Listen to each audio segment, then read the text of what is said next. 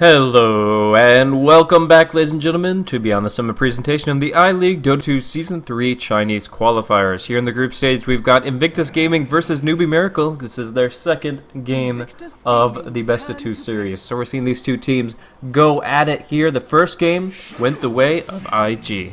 We're able to pull it out at the last couple of minutes there. It was about a 45-minute game, but was very back and forth for the first 35. It was only until the last 5 to 10 minutes that IG started to look really dominant and showed what they were made of. Just really brilliant fight execution, and one that I want to look back on and just watch in slow motion, because some of those team fights were just absolutely incredible. Faith on the Earthshaker is something to be respected, and I'm sure they would have grabbed it for themselves once again for their second pick, if not for the snipe for Newbee.M. They're actually going to pick up the Queen of Pain Earthshaker for themselves. So denial pick for Faith, who just absolutely wrecked them on the hero just moments before. And of course, it's a really strong hero in general for this metagame, just back and forth, trying to keep those glass cannons alive, very important, and the long-range Fisher is one of the better defensive tools to do that with, but it can be used in so many ways, as we saw in Game 1. But now in Game 2, we're seeing that Shadow Fiend Treant combo. It's a real lane winner. It's really just designed to make it so the Shadow Fiend has no trouble at all moving in through the laning phase with just unlimited health, plenty of CS potential, and it just takes the glass out of the cannon and just allows you to go with full offensive potential with no real weaknesses. So it's really good. Dream Protector is also going to be good for locking down the Queen of Pain with the Overgrowth until she picks up a Yules or a BKB. And it is just in general a good hero for brawling on the front line. He's a real slugger. But yeah, the Living Armor could be counteracted pretty conveniently with a couple of other hero pickups. I'd love to see some more Jakiro, but I was playing him the other day. He still feels like a really strong hero. It's just he's fallen out of popularity, so maybe something like that. Phoenix is obviously really good against the tree. We've seen Ember Spirit sometimes used for the Flame Guard versus the Living Armor, but I really don't feel like he's that strong of a pick right now compared to like the Queen of Pain mid alternative. As far as bans go, we've got the Juggernaut and Darkseer taken off the table. As well, the Anti-Mage and Morphling are going to be removed, so they're worried about Burning's carry, and they're worried it's going to go late. I mean, there's still quite a few late game carries in the pool, but as it stands right now, they were looking for something that would be kind of very involved and pretty good as a counter to the Queen of Pain, the Anti-Mage in particular. So they go ahead, they are worried about that late game, worried about the turtle lineup of IG that would just emphasize their mid to late game core heroes. And they're going to try to ban them out, take them off the table, and also control them with this Lion pickup. Very strong pick, but in the hands of Faith, we might just be seeing that Rubik. Used to be...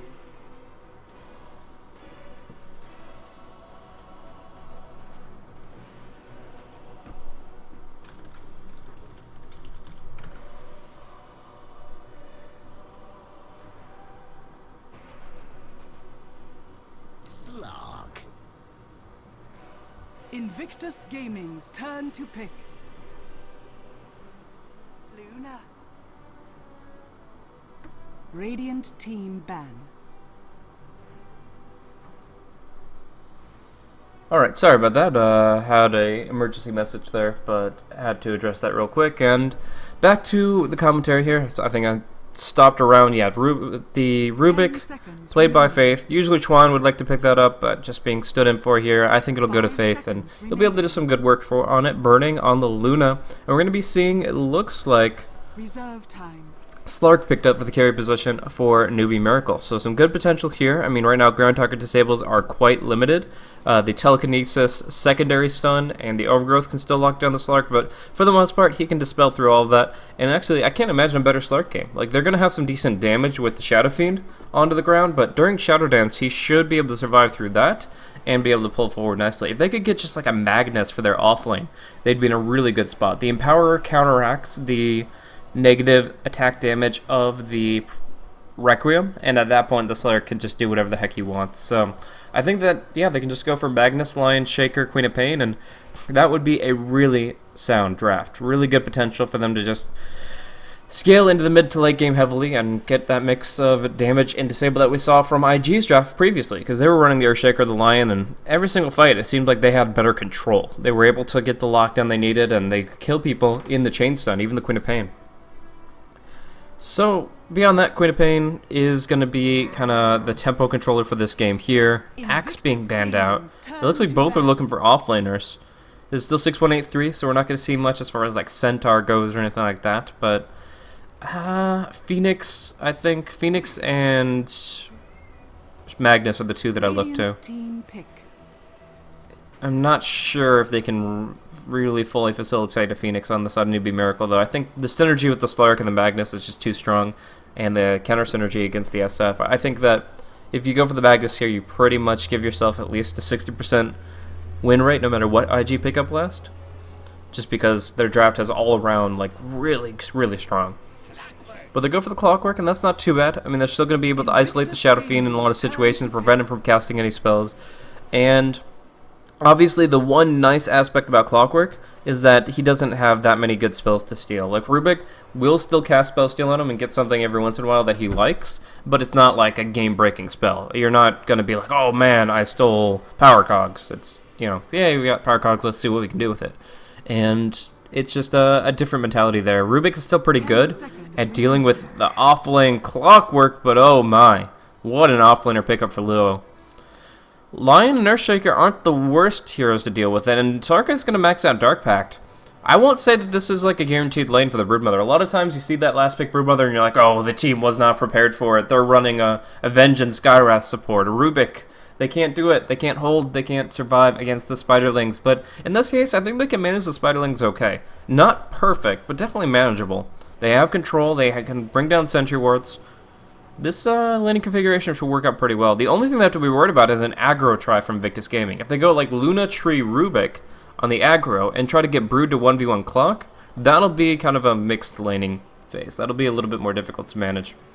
So we'll see what they end up doing here. It's going to be Cheesebug actually on Rubik and Faith on the Treant Protector. Just probably what he's more comfortable with, having played more recently.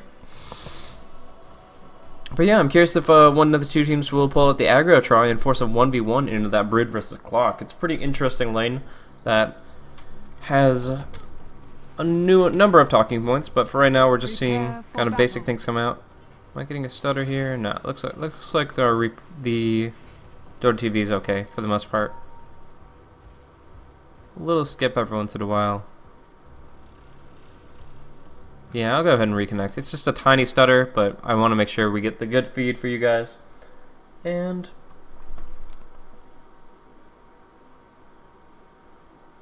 nice. So in this situation, we're going to be looking at a lot of action early on. In fact, we're going to be looking at the first blood. Burning is the one that's out of position right now, looking to be caught out by that Pounce all by himself. The Fisher actually pulls him away. He almost survives, but no. He still had a long way to run all the way north to try to get to his allies. And yeah, no, it's just a forced engage from IG. They go in. It looks like 4v5 kind of. Like they actually, it looked like Burning was way ahead of everybody thanks to his movement speed there. 330 MS. And it looks like there's some ping issues. If there is a remake, I assume that First Blood will still be given out. But we'll see. Yeah, Burning was, it looked really weird Burning's movements. I almost want to say that he was lagging, just because like he was over here, and then he turned and fought, and was like, oh no, I have to run over here, and then he turned back and fought. Like, I don't feel like that was the Burning that you would expect on land. I feel like that was a technical problem involved in that. They're usually so careful, so cautious in their approach, but that was just walking right into it. So, they're talking about AP remake. It looks like both sides are okay with that. I'm not sure about the First Blood. We'll see, obviously. And I'll let you guys know from the lobby when I know. But going for a quick AP remake, guys. Ping issues, same draft, and perhaps the same First Blood.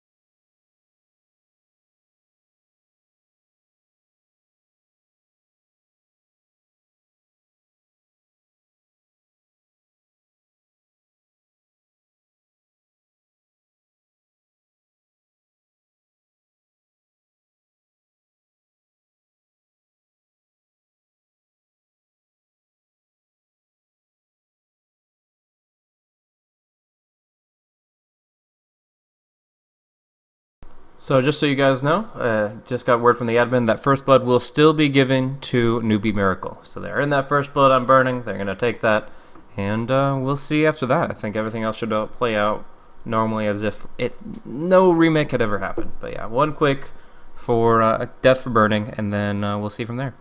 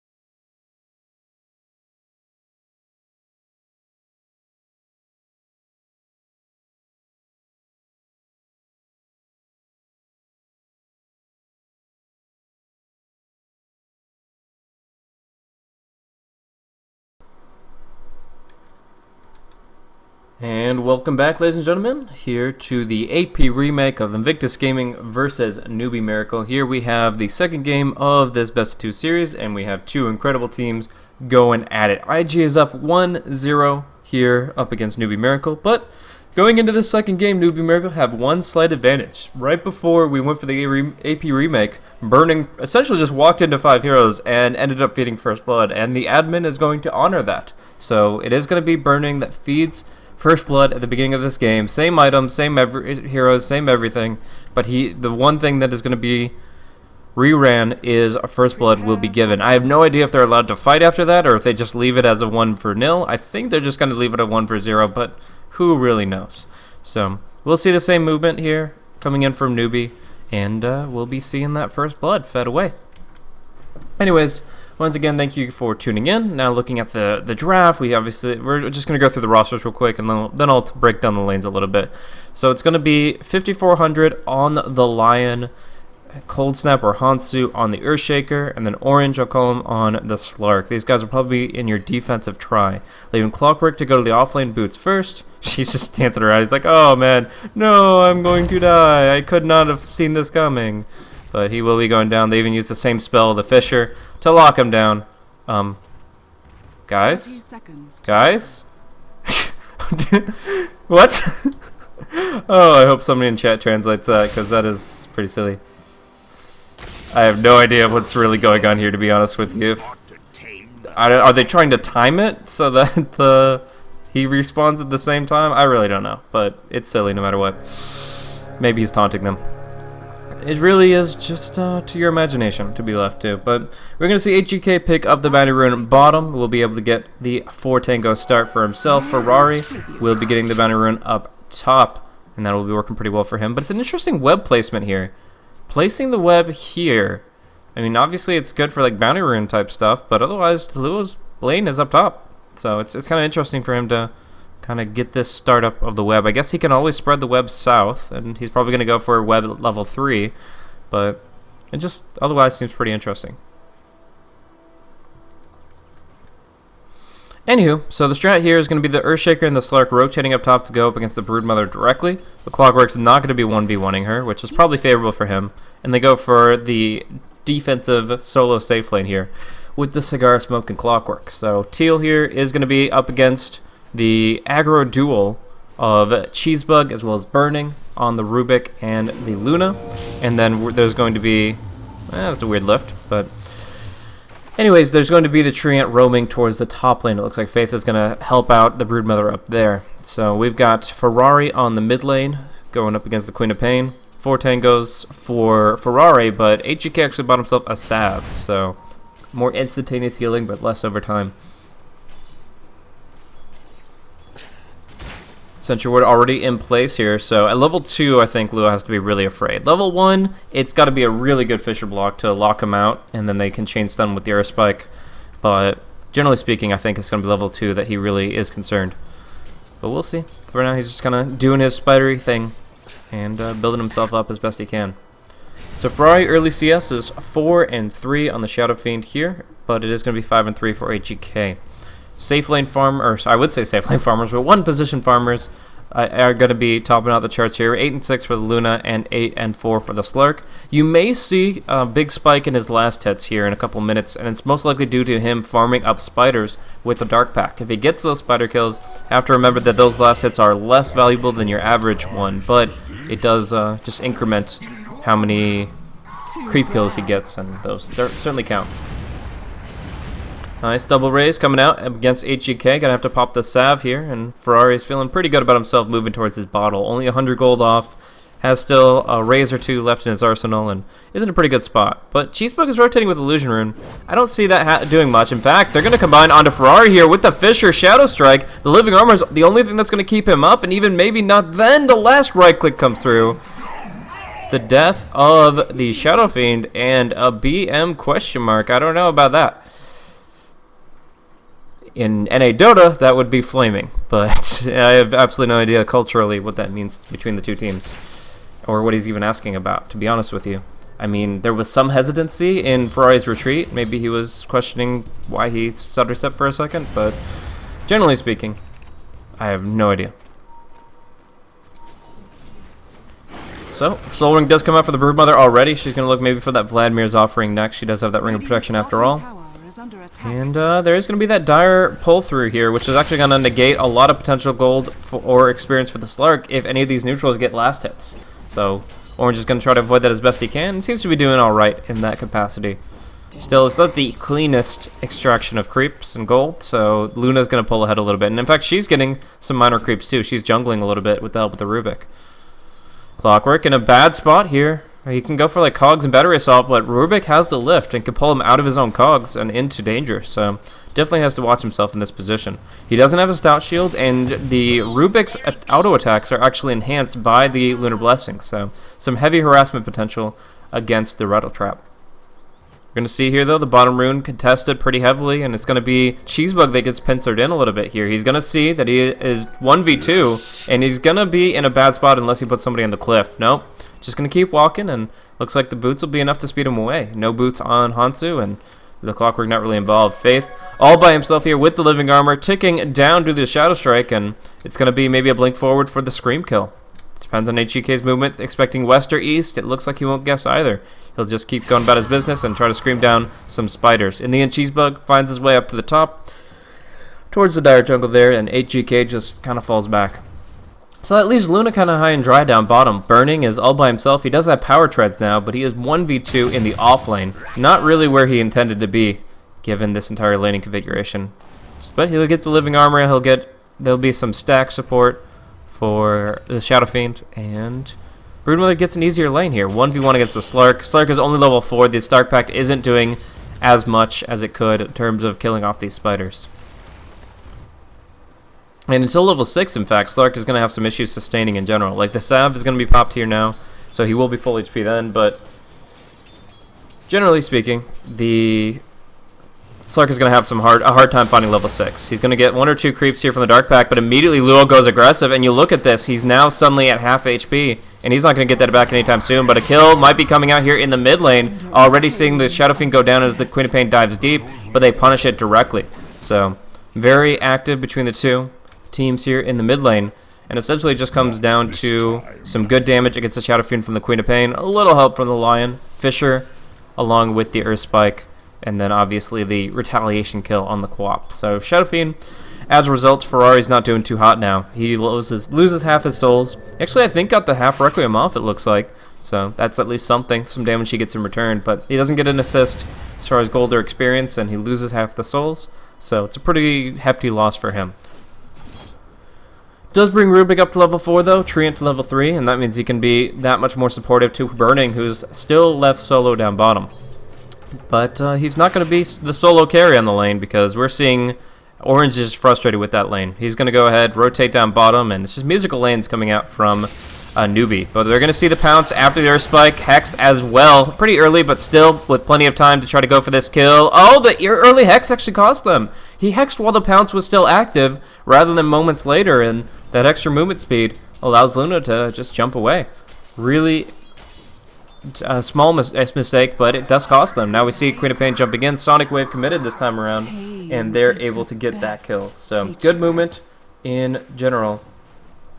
Radiant's top tower is under attack. And they are able to really put pressure on Ferrari here. Are fortified.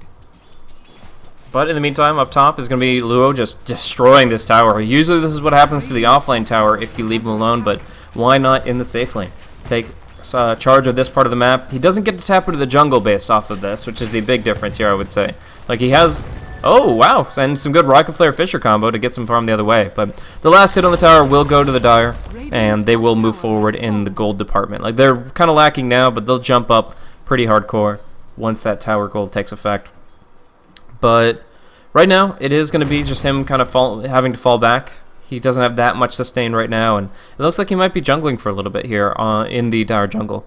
Usually you take the tier 1, then you tap into the enemy's resources, but in this case, he really doesn't have the tools to dominate it as effectively.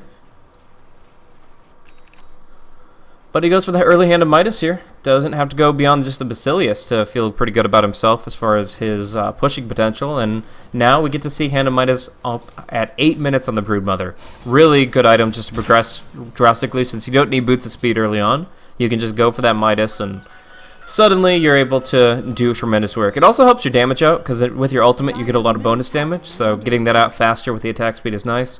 But more importantly, it's just for getting the efficiency value, getting your levels up, getting to level 16 fast. It's kind of a power spike thing where you can just suddenly be doing so much work with all the stats that you acquire and of course the extra points in your passive and ulti.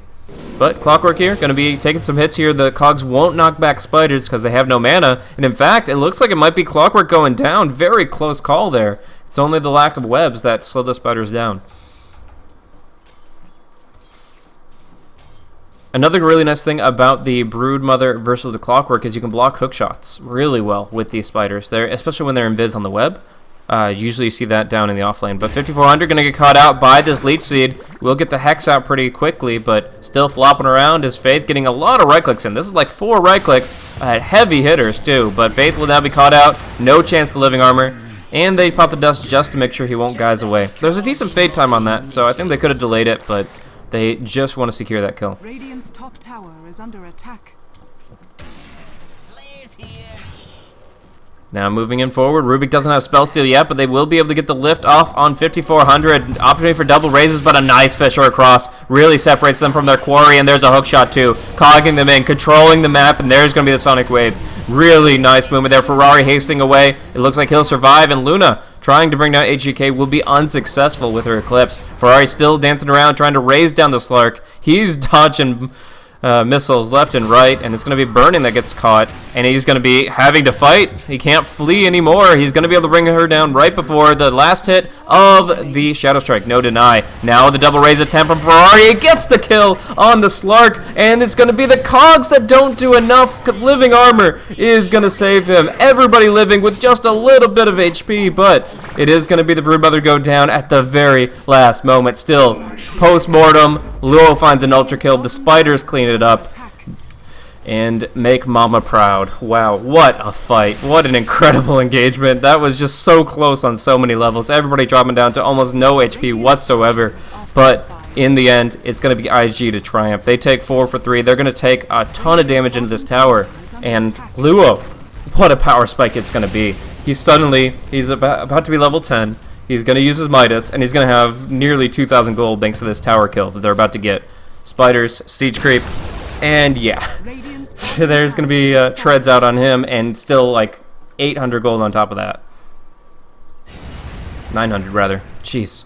He's so farmed. 5,700 net worth suddenly. Out of absolutely nowhere. IG pull ahead.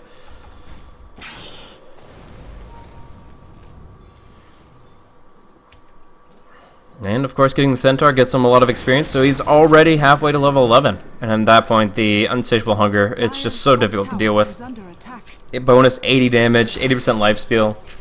He could just keep on fighting and fighting and fighting. I really love the play from Newbee too. Like the Fisher and then the Cog setting up the Sonic Wave the way it did. They were controlling the positioning and breaking down the fight so well, but in the end they were just a tiny bit away from getting all their kills, and the Living Armor kept healing and healing, and the Shadow Fiend saved twice because of Living Armor. Not once, but twice. Faith really just helping Ferrari out there. They're going to actually bait out the Spiders so they can burst them down with the Fisher and Flare, but yeah, that's why you see the Max Rocket Flare build here on the Clockwork. Now we're seeing the flank come in, though. The hookshot will miss. Cheesebug might steal it from him immediately. No, the power cogs went down, and he doesn't even bother spell stealing, actually. So just a quick double raise with the TK. Hansu, boots of speed, but doesn't barely look like it with all these slows in play, and it looks like they're going to pursue up the ramp. No, just for the tier 1. HEK with a double damage rune coming in. He has Invis, too. Oh, this could be good. Gonna pop off all his runes, do the damage. Nice Fisher across, but no Sonic Wave just yet. Waiting for the combo. Overgrowth, Wasted, Fisher stolen. Luo's right on top, but there's the Sonic Wave finally coming through. Patience coming in from HEK, but he finally pounces. He finally strikes, and he is able to get a double kill out of that. So they lose the Earthshaker, but they get to nice Sonic Wave and forcing the retreat from IG. And if you look at it, like IG, they had the Dire Observer Ward, but it's really hard to see all those runes popping out, Invis, double damage all at once. It's really difficult to estimate the real kill potential of the Queen of Pain there, in the heat of the moment in particular. But they're going to go here onto Slark. He has no Shadow Dance. He will try to pounce, but the Lucid Beam catches him. The right clicks are there, and he will be going down just to Spiders alone. Oh, killing spree for Luo. He is looking good. And it's going to be difficult to bring him down if he goes for like a BKB next. We'll see what he wants to go for, but it used to be not uncommon to go see that BKB come out pretty quick. And they're looking to go in. Looking to dive a bit here, but it looks like all these Sentry Wards weaving their own web of True Sight around the Radiant Tier 1 mid. And they're going to go ahead and force IG out of that position. And look at this Orchid timing coming in from HGK. Obviously, he rushed it out after the Null Tally Treads, but with just a couple of good kills, he's suddenly actually as beastly as this Broodmother. He is getting absolutely farmed. 7k net worth on HGK, and an Orchid before 14 minutes is a game changer. It really is. Along with that, we're seeing one of the unorthodox burning builds. I'm not sure how many times he's done this. I'll actually go ahead and ask one of my statsmen real quick that I have in reserve. But essentially, burning mechanism is his new meta. He actually has gone this a few times in the past, and seems to be actually working out for him.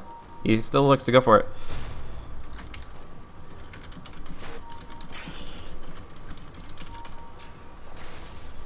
Oh, Lion. While I'm looking up those stats, 5,400 is going to be falling back here. Looks like the Spiders won't be able to do anything. And there you go. He'll be able to retreat, but Luo is controlling that jungle really nicely.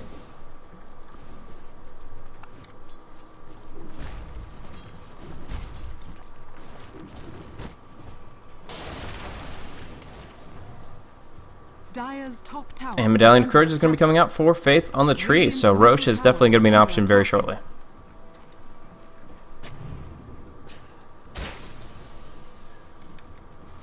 So right now, 6,000 advantage for IG, as well as 5k in experience, and the mechanism complete for Luna. So just going to go in here. Feels he has plenty of mana to work with. Between the Basilius, the Magic Wand, and Tread swapping over to Int, he can heal everybody up, and this allows Ferrari to go for something different. And apparently, the only stat for burning mechanism on Luna is that it was done once versus Team Malaysia. Happens to be a game that I was watching in Star Ladder, but yeah, it was just done once and it won. So it's very interesting to make that decision to forego it on the SF, though. I'm not sure. It's not based on net worth. It's not like the Luna's so far ahead that he'll say, "Don't worry, SF, I'll carry you. Pick it up." And he got it 18 minutes 30. So this is a record breaker right by itself. already picking up here 15 minutes in the game, 3 minutes above his normal time. Maybe he went to Aquila or something like that in the previous game, but in this case, whatever his item build, he gets it 3 minutes earlier, and he is looking to push with it. So normally you see the mechanism on the Shadow Fiend. In this case, they feel that Ferrari would benefit more just going for the BKB, so he'll have that very soon. We're actually going to see Cheesebug caught out here, unable to control the Slark in the Shadow Dance in the Dark Pack, but he's still too tanky to go down. Nice armor, nice magic stick. He survives, but there's a huge Echo Slam on all of those Spiderlings. Luo feeds a lot of little spiders there to Mr. Shaker, and in the end, Luna will take the tower. So yeah, we are going to see a big spike here. Echo Slam only did 570 actually, but either way, the Rubik goes down, and that's the important thing.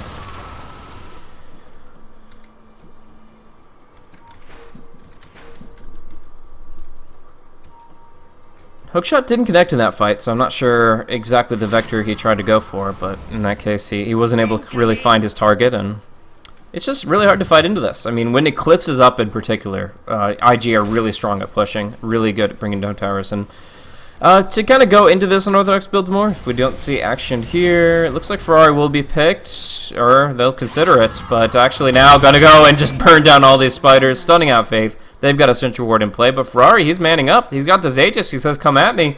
But it looks like they won't bite. Wow, just aggressive stance from both sides, looking for their opening, finding the best opportunity is Slark going in, but he actually just exhausts his ultimate and runs away as quickly as possible. Double cogs coming out, and triple knocking back IG, but in the end, it's just to sound the retreat bells, as really, Orange has nothing left to give to the fight. Earth Spike now stolen, Cheesebug would love to double up some stuns, but looks like it's not going to happen. But just look at this. I mean, the 17 Magic Wand charges is a really big reason why the mana is working well for burning. He's just getting, there's so much spam in these fights. There's so many heroes casting a ton of spells just within Burning's radius of acquiring Magic Wand charges, so he never has mana problems, even with the mechanism. And that just puts him in a good spot where he's able to push aggressively and push as 5. It just is a 5-man item that will work out well for their team and make it so they don't get killed off easily by the Queen of Pain. And that's pretty much the bottom line. It works really well for him right now. He gets the stats he needs, and heck, he's going to be able to use it right here. So, great item pickup, doing some good work, and now Ferrari gets to go for that BKB. There's no way Ferrari would have a BKB at this stage in the game if he went for Mechanism as well. So, just, it's about the tempo of the game, and right here, Burning is able to do some real work.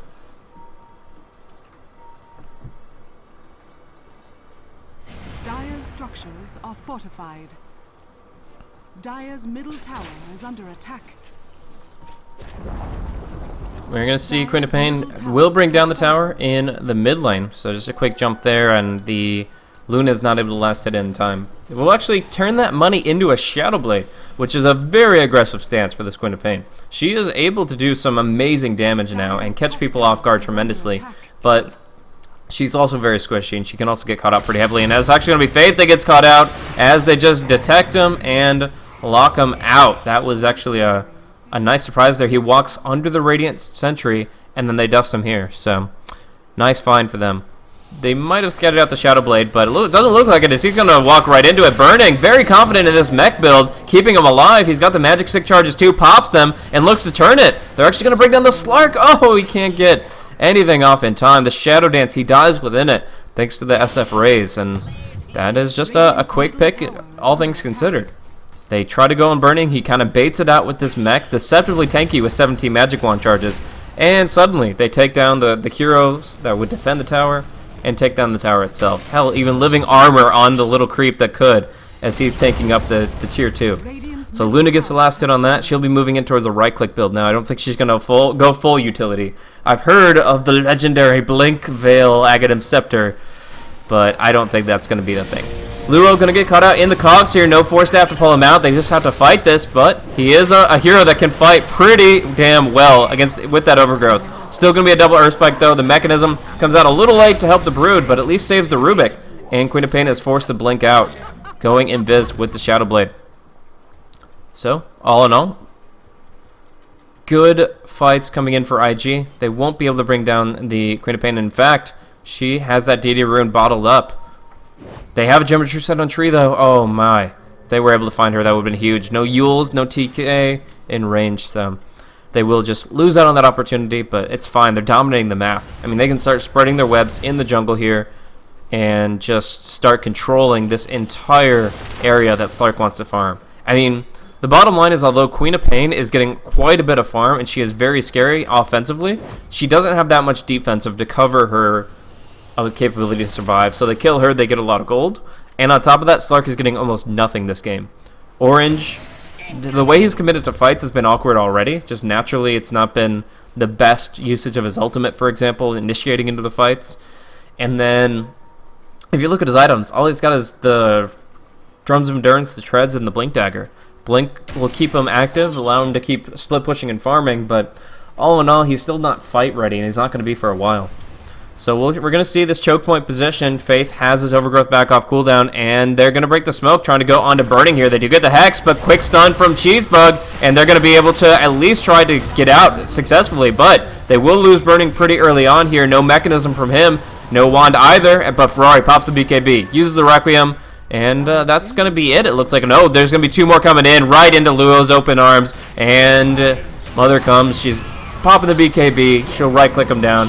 And that will be a double kill for each of them. HEK with a double damage rune, and they need to get the incapacitating bite onto HEK, or he's going to keep right-clicking down Luo. Luo trying to duel with the clockwork, but he needs to hit HEK. Oh, wrong target priority there, Luo, and he will go down.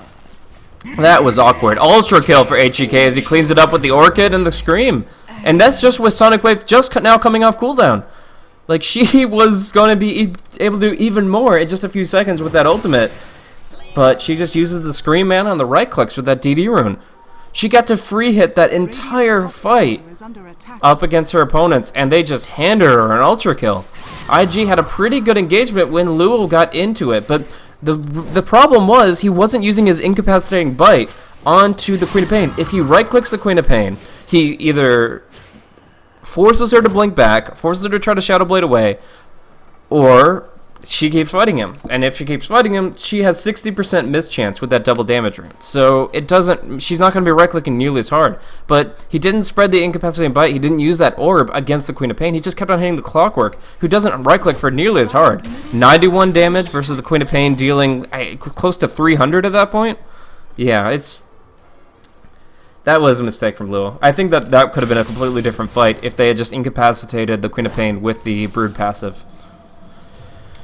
But as it is, he was kind of glued to the Clockwork, thought that he was going to be peeled off of the Queen of Pain anyways and going to get kited, so he just stayed to a clock, and that is going to be Slark now onto the Tree and Protector. Now Slark actually going to go onto Burning, whose Eclipse will now go down. Sonic Wave goes onto 2, stolen by Cheesebug. Can he get the Slark? No. Can't get the stun at the last moment, or Ferrari would have certainly brought him down. Queen of Pain actually stuck in the tree line here, but little do they know.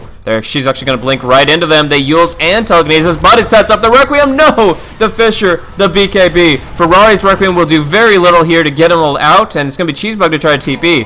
Cheesebug's TP succeeds, but the important one, Ferrari's, does not. Now on the western side, Luo brings down the Earthshaker, is right on top of that Clockwork. Blade Mail or not, he's going to be going down, but how does the rest of this play out? Luo hitting the Slark hard, incapacitating him. He's missing a lot. The Orchid, though, amping up the damage the Queen of Pain can deal. If she had mana, that would mean something. Oh, the Living Armor! He blinks out of the jump! Spawn Spiderlings is disjointed by the Blink Dagger, and the Living Armor is not enough to keep him up in the fight against the Queen of Pain, his ultimate having expired.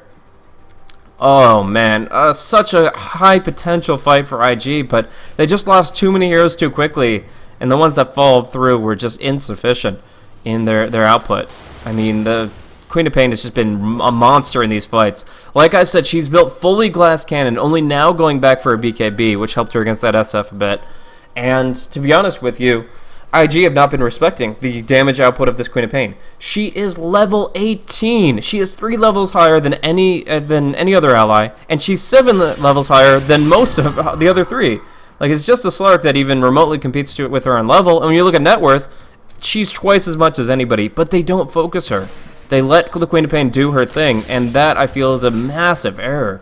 Queen of Pain just right-clicking stuff is doing a lot of damage, but exhausting her entire mana pool, Scream after Scream, it's just too much for them to handle. IG just aren't focusing her, and it's becoming a real issue. Now with the BKB, it's really difficult to, but, jeez, it's really just...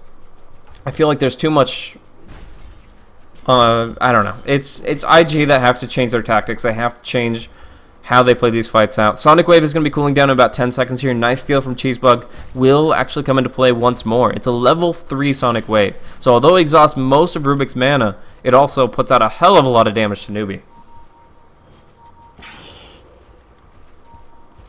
5,000 gold, 0 experience. IG, they had a tremendous lead, but these last few fights have been costing them.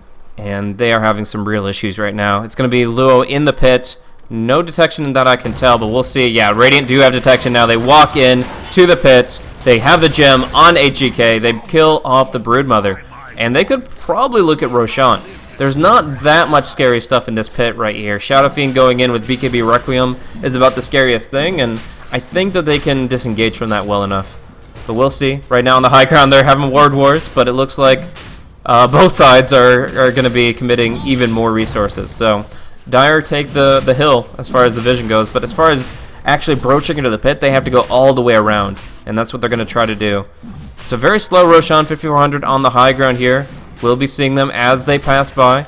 Dire do not have any idea what's on the high ground, but Ferrari with that BKB Requiem going into the pit, doing the damage. Slark pouncing out at very low HP, but the Queen of Pain will blink out. Another spell steal of the Sonic Wave refreshes the duration.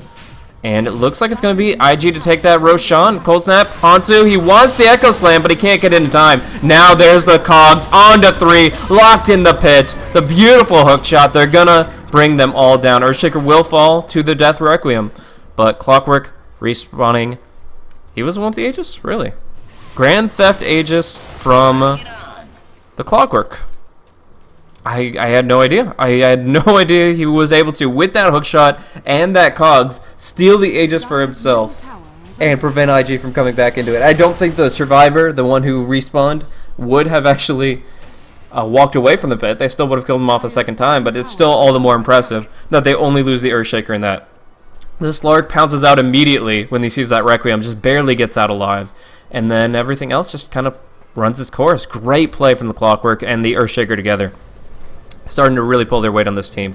I mean, the Earthshaker is only 3,500 net worth. Like Hansu, he really is just playing the poor man's Shaker, but soon enough he'll have that Blink Dagger, and he won't need that much assistance to make the plays happen.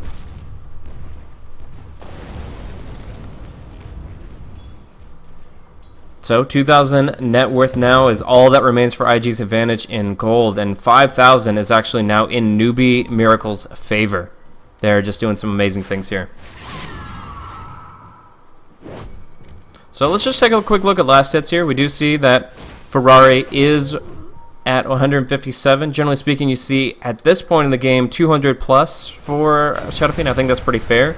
I mean, Shadow Fiend is a very good flash farmer, but this game has been so combat-oriented, he hasn't really had time. And the same for Burning. He's farming Ancient Creeps, so he's still building up his net worth okay, but he was so far ahead of this Slark earlier, like 3,000 net worth ahead, and suddenly after a few fights, the Slark catches up. The problem is there's so many kills this game, and a lot of them are turning against IG. Like 27 to 22 in 29 minutes is insane already, but the fact that so many are coming out for Newbee against critical heroes like the Cores, it's a really big deal. Now Burning though, a great opportunity for Eclipse in 10 seconds, doesn't have it now. They will mech BKB and go for the run. There is nice overgrowth, and he's just going to have to fight it, doing what damage he can. They will be able to bring down the Earthshaker before he slams it down, but still, it's really awkward with these Cogs. The Clockwork disengages with Force Staff. The Slark gets picked off with the lift, and it looks like that's where our story will end for now.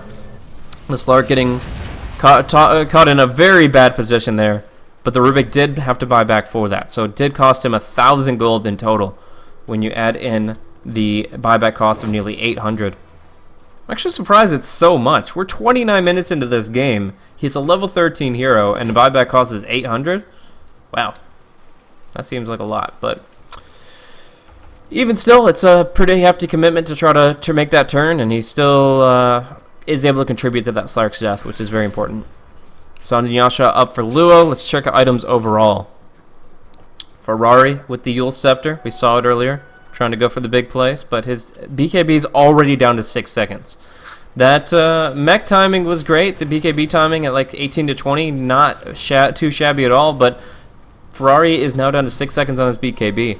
I mean, yeah, most of the impact of the BKB is allowing him to get the Requiem off without it being interrupted, and that's great, but as soon as that BKB wears down, he's going to be so well controlled by Earthshaker and Lion. And an Assault Karas already up for the Queen of Pain.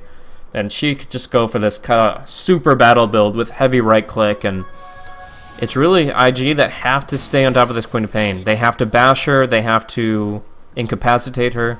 This Broodmother essentially has to play the anti-carry against the Queen of Pain, because she's the one carrying the game right now. And Burning needs to keep farming. Just stay in the jungle for a little bit. Find some time for himself. This game is really just too active and too high tempo for a hard carry to really find his items unless he does it very intentionally. I think like IG even making this move out here is a bad idea. Play defensive, build up farm for yourself, and you can get some tremendous late game. Luna and Shadow Fiend can do a lot of work at the later stages of the game. You've already burned through your BKBs, so I mean, it's not like that's going to get any worse. I don't think they should fear the game going later. And with that in mind, Turtle, build up Luna and TP her to the fight at the last moment. At least get level 16 before the next clash. I think that's the ideal. 29-24 though, Newbee. They are looking to press their advantage here. Go for the bottom lane. Blink daggers on all. Aghanim Scepter in progress for the Clockwork. But the big pickup here is Orange's Scotty. Able to pull forward here with a beefy item. Very tanky, a lot of stats. Sticks to his target heavily. And it's going to make Luna's life pretty miserable, honestly. Just kind of ups the ante as far as what's expected of the core heroes. Now Luo going in, getting hexed out immediately. Didn't BKB, getting chain stunned, but the living armor keeping up a little bit. He will get caught out by the Echo Slam, the Fissure, and that Sonic Wave. Burning's here, but it's too late to do anything but pick up the gem and run. So now they're going to try to turn it a little bit. Slark is here in the trees. Hansu as well in an interesting spot. They'll try to go for the Fissure. Doesn't stun Burning, but does block him off. And they will be able to bring him down despite the Eclipse. Gem back in the hands of the Radiant after this tower falls.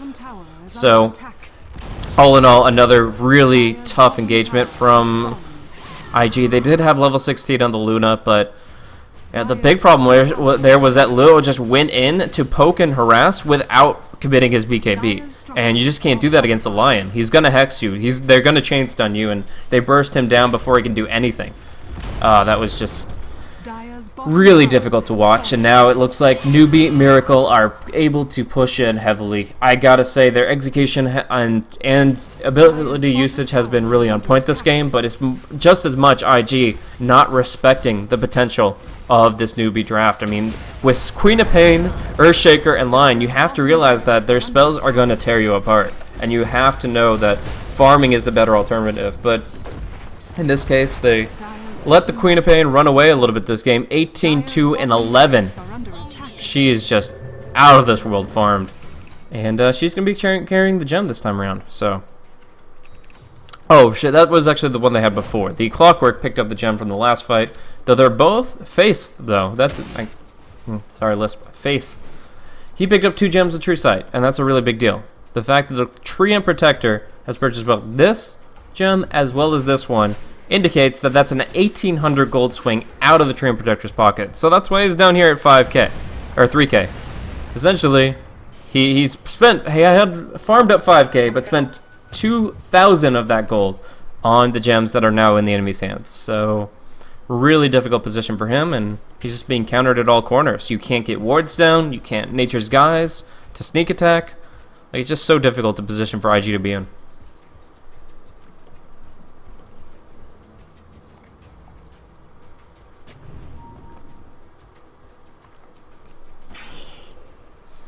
But let's look at late game potential. Obviously, Slark is building up nicely. He'll go for the Abyssal Blade next, most likely. Butterfly's not bad. MKB is also pretty important in this game, but we'll see. One of those 3 for sure. I think Queen of Pain will definitely go for either a Scythe of Ice or a Monkey King Bar next. Just stay on target and keep right-clicking. It's very important.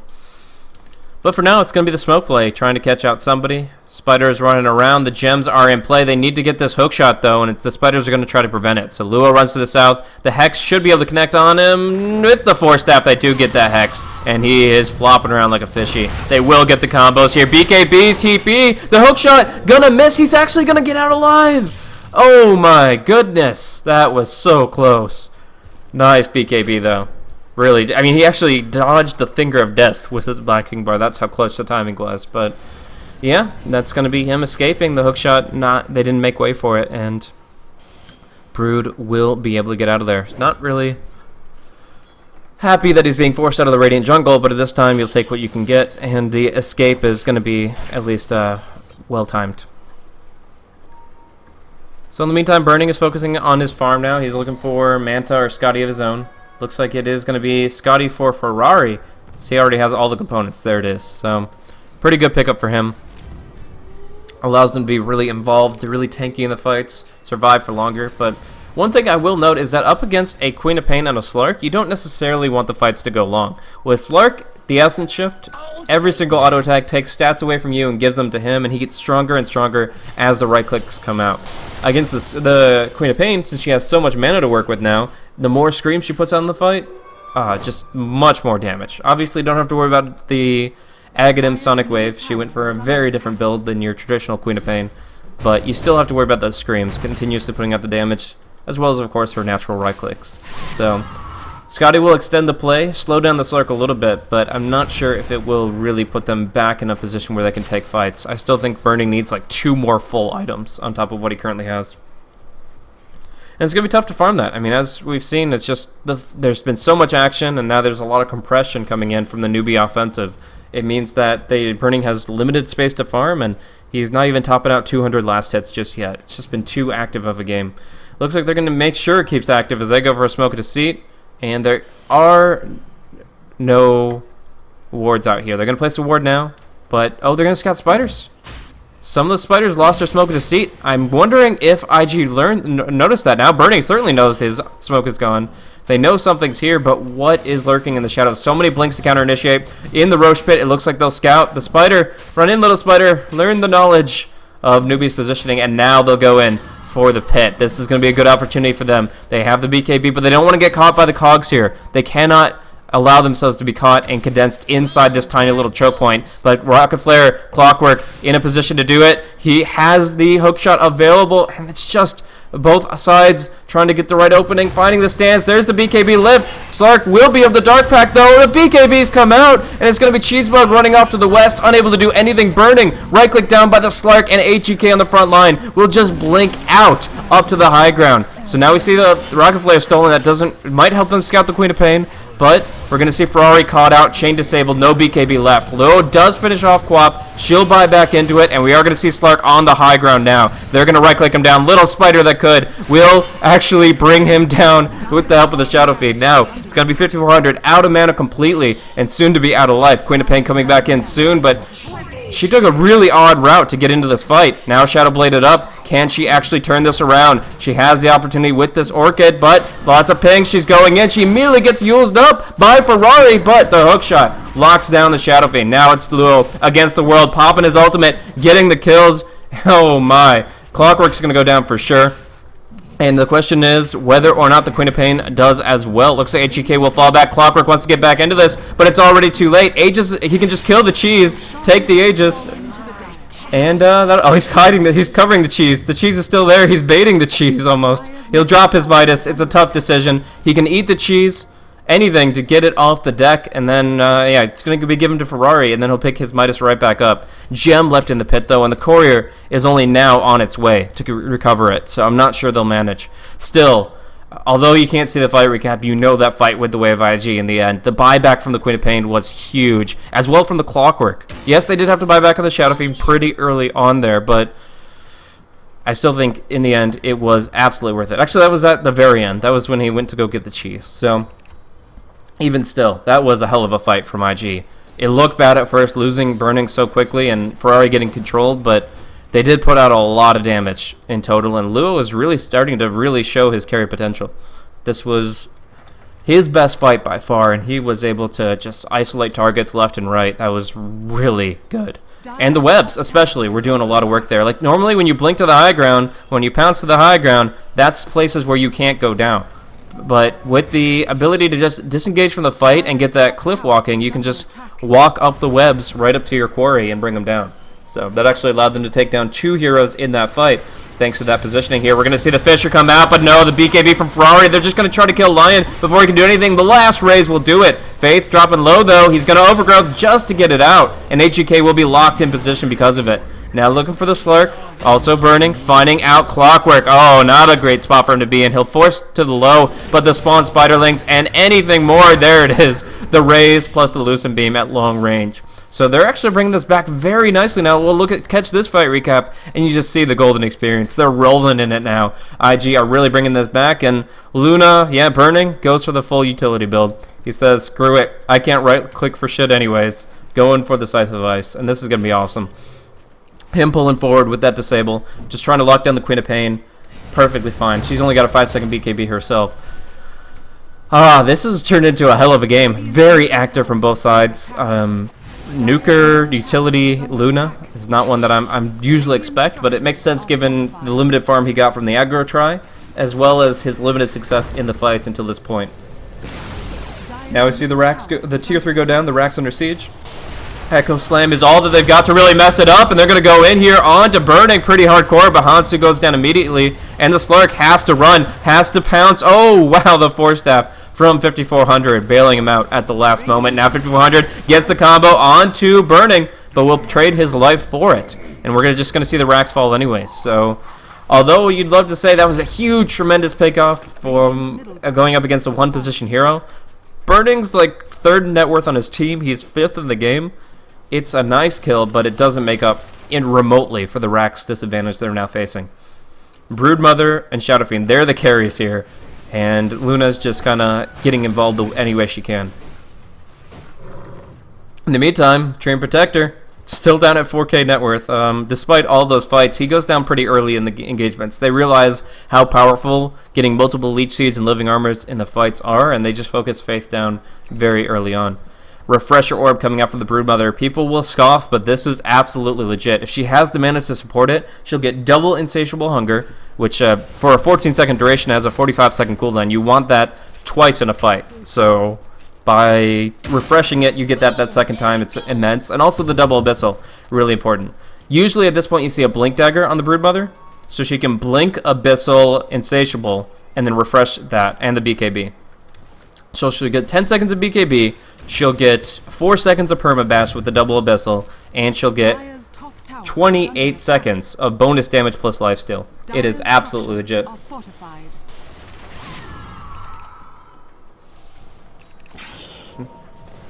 Yeah, Luo, I wasn't sure about like one of his classes earlier, and I critiqued him pretty heavily, but he has stepped up his game every single combat experience since then. He has really just been carrying the team on his back on this Broodmother here. This is full-on combat Brood, and I love his item progression. I really think he's in a great spot right now. Blink Dagger is all he needs to pin down the right target, and I've seen this build do wonders in the late game scenario. Of course, he could go for something like a Butterfly. There are no MKBs just yet. Actually, Slark is going for Evasion, and it looks like Queen of Pain's going for Scotty. I doubt she wants Abyssal, but it's possible. Whoa, why did I say that? Sorry. I skipped a few words there. It looks like she's going for Scythe of Ice. I doubt that she wants Lincolns to counter Abyssal. That's what I meant to say. And I think my brain just went on autopilot for a sentence or two. Or some would say the whole game. So we see here, IG 25 to 4K ahead, golden experience. Moving forward, they are looking to push down the last outer tier tower. They've already taken the entire mid lane, but Luo, the big thing here is he's stalking prey outside, looking for his opening. Lion has the Gem of True Sight. If he goes down, Luo has a get out of jail free card, just walking away in the webs. Dust of Appearance is on the Shaker though. They have to be wary of that. You can BKB off Dust though. That's worth mentioning for sure. Still, they'll be happy just taking the tower, getting some good wards down, taking map control. And the Butterfly actually comes out from Shadowfiend. So his right clicks are extremely powerful now, and obviously that evasion just stacks really nicely with the mischance they're already suffering from. It just makes it so that the fact that they don't have a BKB or an MKB is so much more painful on the side of Newbee. I mean, they can hex it right now. Mute effects or break effects or whatever you want to call them still take away the evasion from the Butterfly.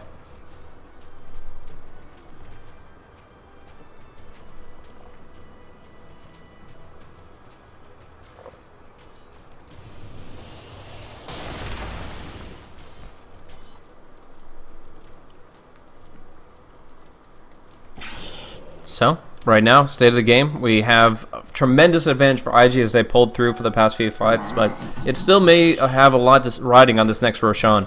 It's going to be up in a couple of minutes here, maybe 5. And in that time frame, Newbee have to make a really big play. Get on the offensive, find an opening, and find a way to close this game out. I don't think Quinnipine's going to get her next item by that point in time, so that will be a critical window where we could see IG just pulling ahead even further.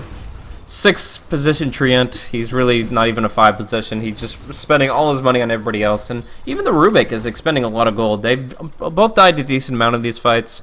9 and 7 deaths, but they finally get their Blink Daggers now. Blink on the Rubik and Force as well has been there for a little bit, but Blink Dagger on the Treant Protector, that's where it's at. The Blink Overgrowth is huge, even if it is only 3.75 seconds right now. But I called it, guys. For those that haven't seen this build, this is absolutely insane. The Blink Abyssal, it allows you to close in on that target you want before they can respawn. No Blink away from the Quinnipiane, no Dark Pact from that Slark, but they are going to catch Faith here.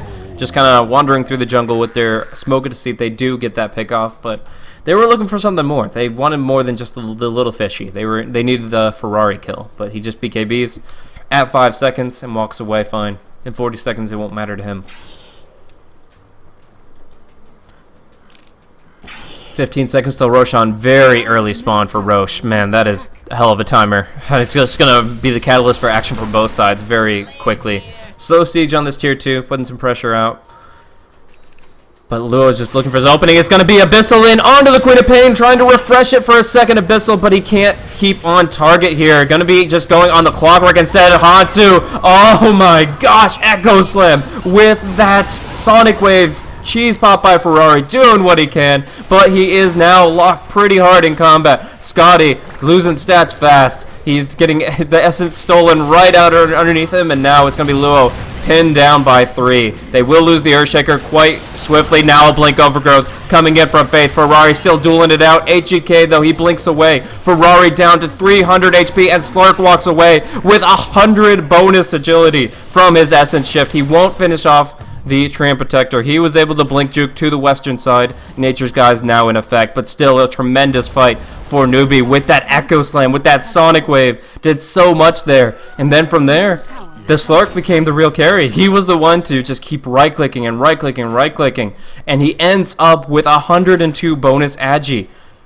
Look at that, guys. He should be at 100, and now he's at 200, hitting for over 250.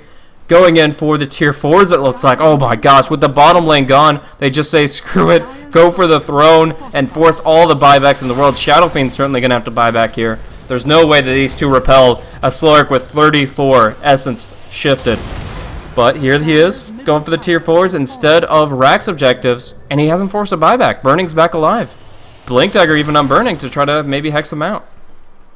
So, although the Slark did get the tier 4s, the big thing here is he just, I mean, I could understand why he did what he did, because the tier 2s are alive in the mid and top lane, and as a result, you can't go for the tier 3 tower, you can't go for the racks, the objectives that would mean something here, so he just goes for the freebie and picks up the tier 4, and that makes it so that the bottom lane pressure, with all these ziggurats, all these little side buildings and effigies destroyed, the creeps go right to the throne, and that puts IG highly on the defensive and makes this glyph very important. Glyph cooling down in 4 minutes, that might be the deciding glyph of the game if IG can even hold for a little bit longer. But yeah, I mean, now there's so many different threats coming in from Newbee here in towards this late game. We've got the AoE wombo combo that we saw from the Earthshaker and the Quinnipiane, but as the fight goes longer, as the play extends, Slark just becomes a monstrosity. If he can get some lifesteal after his butterfly, he'll just be the ultra late game carry that IG can't deal with. Of course, I mentioned MKB is probably still really important for him, but I don't know. It's tough. I think MKBs could be good for just about anybody at this point in time, so it's hard to say whether or not. But going in, cold snap, gonna be caught by that Abyssal, forced out despite the Hex, but still going down with that last Lucky Bash. The Hex actually keeping Hansu alive. The last stun's going out the other way, and they lose Brood for nothing. Burning Pops Eclipse from that means very little against all these BKBs, and he goes down too. This might just be the game. Ferrari getting caught out here. No bashes, no lockdown, but he's all alone as a carry, as a core. 3v5 now. They're going to have to defend everything alone. 60 seconds without another core. I mean, look at the net worth of Rubik and Tree. They don't have 6,500 total for either one of them. So it really is Shadow Fiend against the world. He is 1v5. He's got a little help from one or two spells, but really, what can the supports do at this stage? But they're not forcing the objectives. They're not taking the risk. They're just going for the Roche. If they get Cheese on Slark or Aegis even, they'll be pretty good. And they do go for Aegis on Slark, which is a different decision than obviously they could have gone. The big deal here is that when Slark dies, he loses his essence. And he respawns, even with that Aegis, 5 seconds later, with a clean slate of the bonus agility. So although the enemy will still be having their stats stolen from them, Slark's not benefiting from that. And that's why you sometimes see Cheese put on Slark more often than Aegis. But it may not matter here. They have just taken every fight in stride. They're going to have everything but the Sonic Wave for this next engagement, and they're already pressuring hard on this tier 3. Going to be an immediate jump in here onto Ferrari. Can they bring him down fast enough? He will self-fuels. There's an overgrowth, and now Slark is going to be the only one on the front line as everybody else has to run. Queen of Pain, Slark, they're still fighting Ferrari. They still get the Hex. They're not afraid of tier 4s. They'll dive as deep as they need to, and they force that buyback immediately. But Luo gets one Abyssal onto the Queen of Pain, doesn't refresh it just yet, and as a result, it is going to be the Queen of Pain blinking away, but they focus the better target. They bring down Slark, and now again, he has to blink out. There is no essence left for him, but he still gets hit by the telekinesis. He's still going to try to pounce out, and it's going to be Brood on the hunt with the next Abyssal Blade. He refreshes. He goes in for the kill. They get the Slark, but he has buyback. An ultra kill for Cheesebug. Is that even possible? What? How does that happen? He did 700 damage against the last two heroes, and he somehow gets the last hit on all of them. Ultra kill for Rubik. Why the hell not? Okay. Well, that solves his net worth problems a little bit there. But yeah, the Queen of Pain blinked away. The Brood did not choose to refresh or Abyssal the Queen of Pain. He instead used that second Abyssal Blade on the Slark. So they are able to bring down the Slark. They're looking to force his buyback, but it's still a pretty tough position for them to fight from.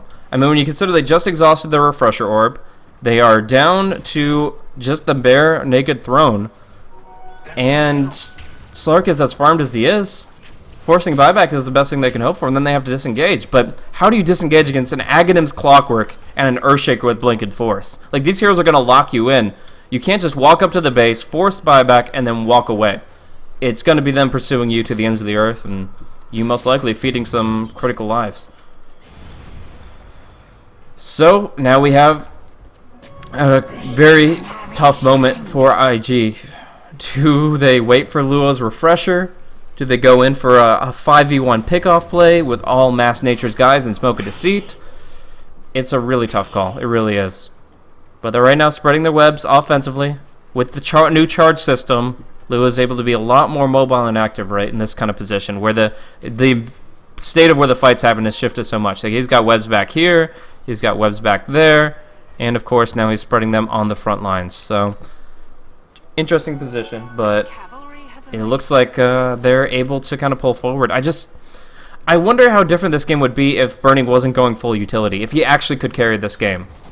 I don't know if with the farm that he got, if that's actually possible. You can only get so much farm out of the map, right? So whatever the Shadow Fiend is getting, the Luna isn't, because he's able to farm in spots where then takes the resources off of the map. It's like your gold mine has collapsed, essentially. You only have one left. You have to kind of pinch pennies. And between these cores, they spread the net worth 26, 21, 16. And with that, Burning gets the short end of the stick. He's not able to carry the game as well as he would like to. But I'm curious how different the game would be if he actually could have a little bit more farm. But coulda, woulda, shoulda. We're going to see the Blink Hex in. 5,400 going down pretty quickly. But they're going to try to focus down onto the Clockwork with that Abyssal Blade. First goes down the line. He buys back instantly. And we see the fight break down quickly. Rubik's already gone. Clockwork just kiting around and disengaging while the line comes back in with the full array of spells. Ferrari's down for 2 minutes. And Luo is on the run. Detection is the gem in the hands of the Lion. He's not going to be able to catch the Brood Mother before she blinks away, though.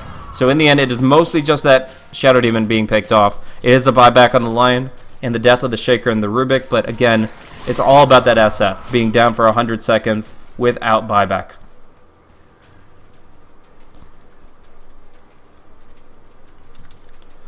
Now this is the last stand for IG in my mind. Slark here walking away with 36 agility, looking for his MKB shortly, but I don't think he's going to wait. I think they just go now, and it's got to be on Lua to pull out something tremendous. Split push isn't really an option without BOTs. Like, BOTing across the map and threatening racks would be beautiful right now, but I just don't think they have that option. They have to fight. They have to go for the full engagement. And for that, I don't even know what spells you could steal to turn this around. I mean, a Earth Spike maybe, but really there's not much to work with here. So he's just going to try to repel the push, fade bolting back the wave. Living armor up the tower, and on the back line, Luo goes in. HGK, his target of choice. Luo has a refresher. Will Abyssal again, as well as pop his ultimate a second time, but Burning's already dead. It's Luo caught in the cage, caught in the cogs, and he's not able to do anything but fight the Clockwork, who just Ghost Scepters anyways. Perfect control from Teal. He's able to lock him down, and that's it. No more carries left alive for IG. The Clockwork controls too well, and the Slark carries the game away. Oh man, what a game. First the Queen of Pain with her amazing KDA, getting so much action done in the fights. Then the Slark being able to do tremendous things in the extended engagements where he just steals more and more and more agility. And finally that Clockwork play right there, controlling the Broodmother, the only hero that they had to worry about there. I mean, combining that with what we saw from the line in the Earthshaker in terms of quick initiation and Echo Slam combos, like, as a whole, Newbee Miracle played an amazing game. Every single one of them contributed something huge to this game, and I just got to say that this is a great thing for them.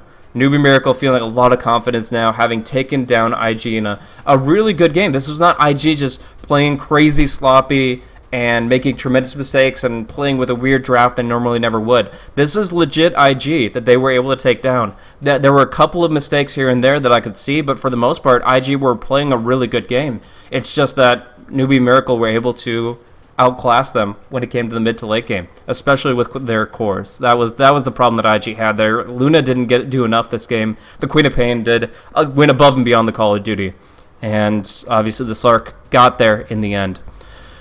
An amazing game for Newbee Miracle, a great win for them, and it will end the game with a 1-1 draw. Here, 57 minutes after multiple remakes, Newbee Miracle will pull forward and will be taking a game off of IG in this group stage. But that's where the story ends, actually. The match here is just a best of 2. It is not going to a game 3 decider. It is just going to end with each team picking up 1 point in the group stage. A really valuable point for Newbee Miracle, but 1 point all the same for both sides. So we're going to be going into our next match, actually, which is another best of 2 or 2-game series, and it's going to be IG versus CDEC. So we'll get to see more action from these players and see what they bring to the table in their third game of the day.